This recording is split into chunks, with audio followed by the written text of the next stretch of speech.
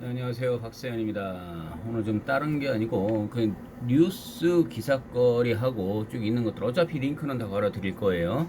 내용들을 하나하나 같이 좀 볼겠습니다. 이게 연합뉴스고요. 4월 13일자 오늘이네요. 연합뉴스에서 나온 거는 5시 반 새벽에 올린 거네요. 이 김재현 기자께서 올리셨던 건데 부동산 투기 의혹 최고 공직 집단은 LH냐 노라고 나와 있죠. 이게 그러면 부동산 투기 의혹의 최고 그러니까 악의 축처럼 얘기하는 게 과연 LH냐라고 얘기했는데 자 혹시나 했더니 역시나 라고 얘기 나와 있어요. 그 순서는 어떻게 되느냐 LH라고요? 아니라고요. 공무원 걔네들이 아니고 제 1순위 1위 등극하셨습니다. 시장. 예, 시장께서 제 1순위네요. 근데 그분들이 부동산 투기업자들, 뭐 기획부동산 어디 뭐 이런 사람들 때려잡겠대요. 누가 누구를 잡는 거죠?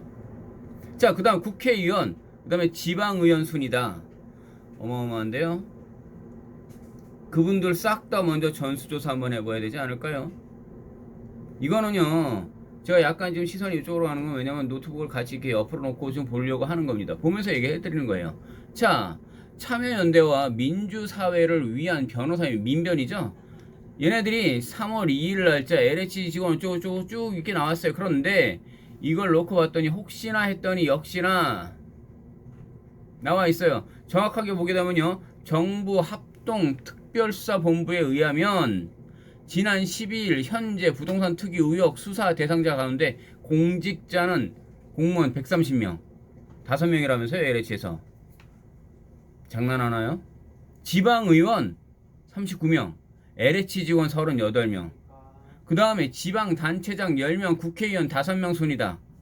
자 그러면 혹시나 했더니 역시나라고 얘기하는 이 기사건의 내용에서 볼 때 시장이 1순위 그 다음에 국회의원 그 다음에 지방의원 LH가 무슨 LH예요. LH 아니잖아요 지금.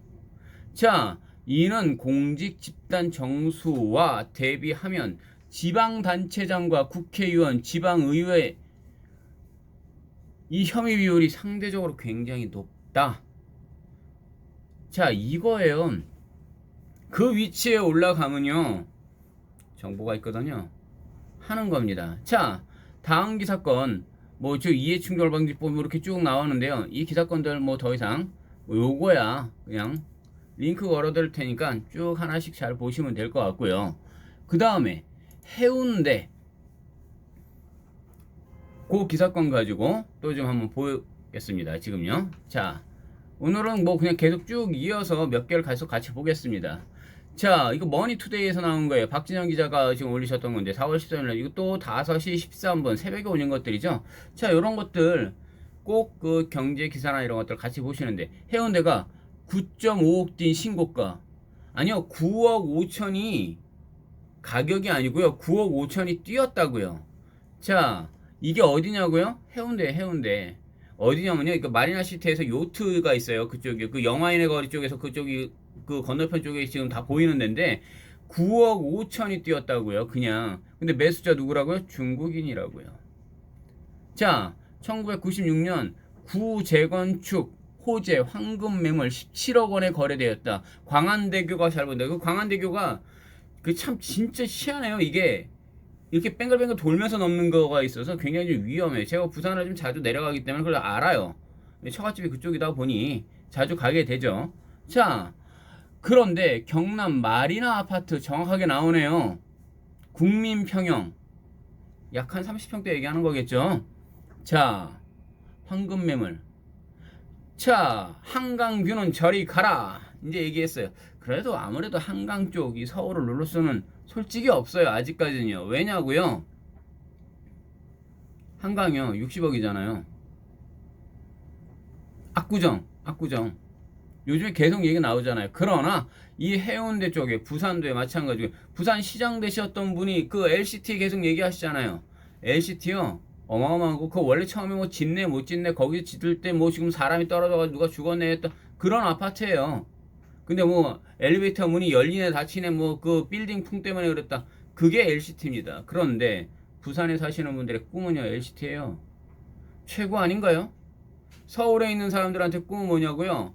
예, 123층이에요. 시그니엘이라고 하나요? 계란만요. 아침에 계란이 2개 나오는 게요. 18,000원이에요. 프라이가. 하나에 9,000원씩입니다.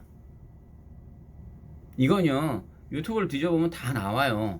그 지하 주차장을 쫙 가면 롤스로이스가 다 서 있어요. 항상요. 벤츠라든지 온갖 것들이 다 뭐 람보르기니부터 해가지고 기본적인 차량들이 많이 있어요.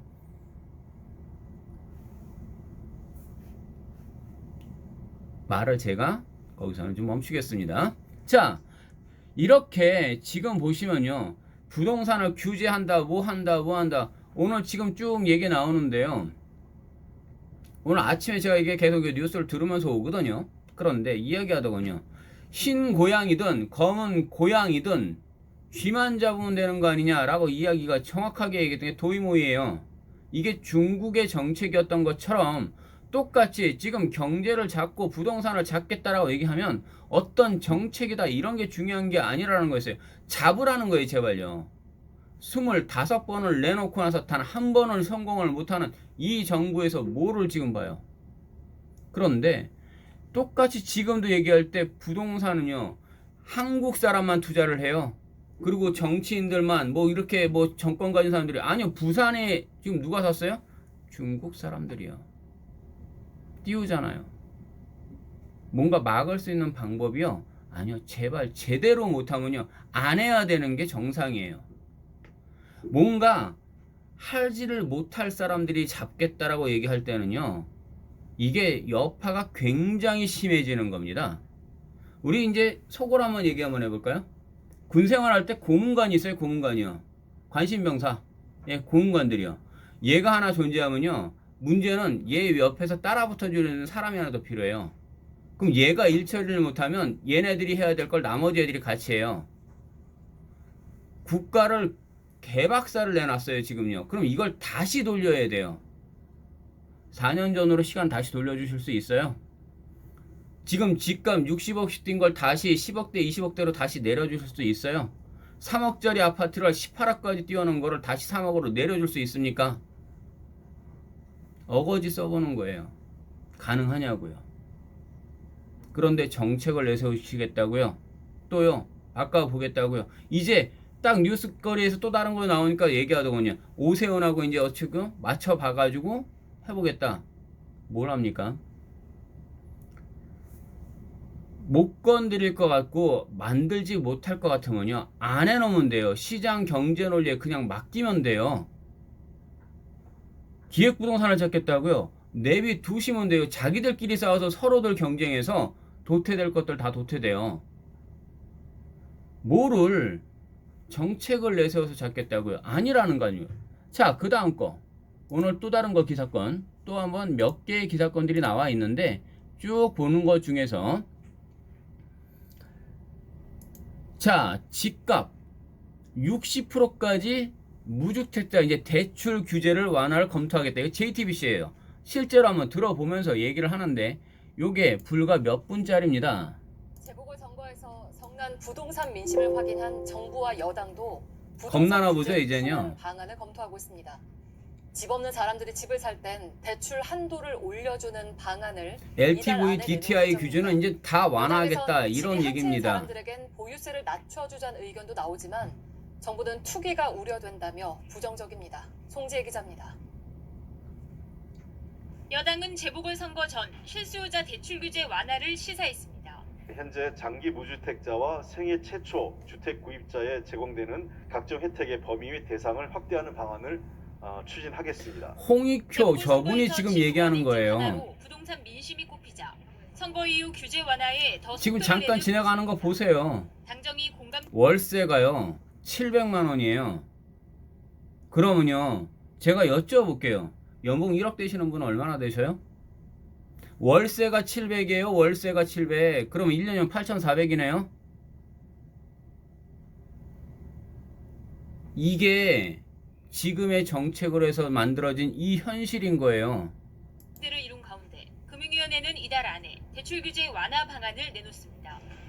JTBC 뉴스에 나오는 자막 그대로 보세요. 그냥 영상을요. 그냥. 풀어주는 정책이 핵심입니다. 현재 실수요자는 원래보다 대출 한도를 10%포인트 더 받고 있습니다. 서울에서 6억 원 이하 집을 사려면 집값의 절반을 빌릴 수 있습니다. 자, 서울에서 6억 원짜리 이하의 집은 어디에 있을까요? 자, 이제부터는 숨은 그림 찾기 해야 돼요. 지금 그놈은 9억을 싸그리 다 위에 올려놓고 나서 20억, 30억 대는 당연히 다 띄워놓고 나서 9억 원대, 지금 6억 원대 이하요. 그런데 10%포인트 네. 늘려주는 걸로는 큰 도움이 안 된다는 지적이 당장 많습니다. 내게 나오죠? 이러자 정부와 여당은 10%포인트 더 늘려 그래서 집값의 60%까지 60% 올려주시겠다? 빌려주는 방안을 검토 중입니다. 서울 집값이 크게 오른 점을 감안해 대출 한도를 늘려주는 집값 상한선을 현재 6억 원보다 높이는 것도 검토 대상입니다. 더 많은 실수요자가 매매가 42억 원 싹 지나가는 거 보이시죠? 소득요건을 지금보다 완화하는 방안도 있습니다. 민주당은 1주택자의 보유세 부담을 줄이는 방안도 검토 중입니다. 1주택자에 한해 재산세 감면 대상을 늘리거나 종합부동산세 부담을 줄여주는 방안 등이 거론됩니다. 그러나 기획재정부는 부정적입니다. 근데 이것도 웃긴 거예요. 가격은 뛰었는데 세금을 덜 낸다고요? 보유세를 내리면 이건 어떻게 다시 하겠다고요? 투기가 일어날 수 있다고 했습니다. 또 일부 투기 세력이나 다주택자의 세금을 강화한 건데 마치 아니, 전 가격은 국민의 몇십억씩, 세금을 30억, 것처럼 40억을 세금이 뛰었는데 잘못 씌워지고 있다고 그값 보유세 강조했습니다. 몇백, 몇천 그거 다만 올라간 거 여당의 그거 못 세금 낸다고요? 때문에 근데 못 가정에 내는 비해서 사람도 못 세금 내요. 규제를 그럼 그걸 풀 팔려야죠. 가능성도 배제할 수는 없습니다. JTBC 송재입니다. 자, 이렇게 해서 지금 뉴스 기사건들을 쭉 한번 훑어봤어요. 핵심은 뭐냐고요? 부동산을 지금은요, 이거는 제가 했던 말이 아니라 제 주변에 있는 사람들하고 지금 얘기를 하다 보면 계속 들리는 말이에요. 뭐냐고요? 이게 부동산을 투기를 하라는 거야, 말라는 거야? 안 하면 죽는다고요. 선택이 아니고요. 부동산은 투자가 아닌 투기를 꼭 하시라고요. 그렇지 않으면요, 얘기 나오잖아요. 40대 가장들이 안 돼가지고 코로나 때문에 무슨 여파 때문에요 죽어요. 그래서 지금 부동산은요 꼭 투자가 아닙니다. 투기요? 하실 수 있을 때 꼭 하셔야 된다고요. 여기까지 하겠습니다.